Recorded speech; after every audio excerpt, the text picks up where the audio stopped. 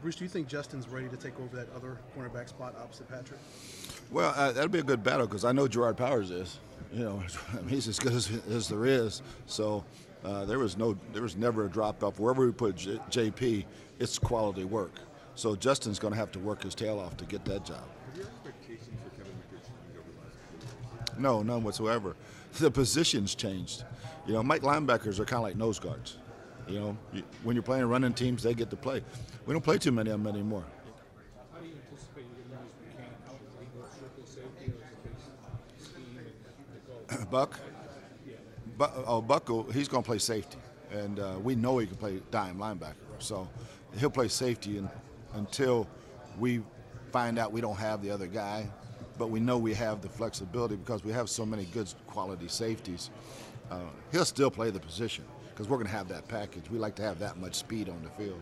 Was the lack of playing time for Almeida strictly numbers? Was it how he was playing? Was it He just played poorly.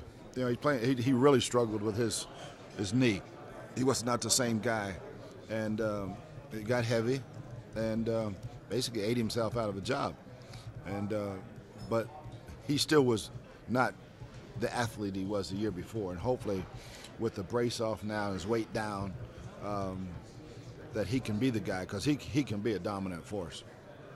Your safety seems pretty crowded with Rashad, Tony, Buchanan, and Tyron. Do you see him moving back to the or that? Well, that's the beauty of our flexibility right now. You know, whoever's JP, if JP's the corner, we have so much flexibility because Ty can go out and play corner. We can blitz different players and still have capable man-to-man defenders on the field. And so, the depth of safety is a really good thing. And, you know, just like every other position, you got to check your ego at the door sometimes. And that's why when we introduce our defense, we introduce about 13 or 14 guys because they're all starters. Our nickel guys play more than our first-string guys, or our first and 10 guys. So I try to introduce them all. question how Patrick played last year on the outside? Do you feel like Patrick Peterson got too much criticism last year? Not in September. It was probably warranted in September when he was struggling a little bit. But as the year went on, the thing about Pat, I mean, Pat's on number one. He's on the number one guy from the other team every week, all over the field. You're going to lose a few battles.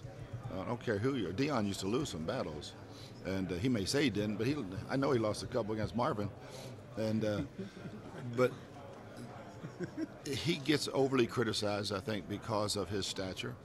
But there was not much to criticize from October all the way rest of the way.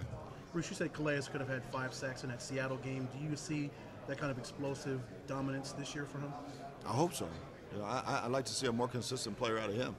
You know, he went to the Pro Bowl, but I still think he's not even scratched his consistent level of play. He disappears too much. Told him that the other day. You can't disappear in games anymore. You got to be dominant the whole game.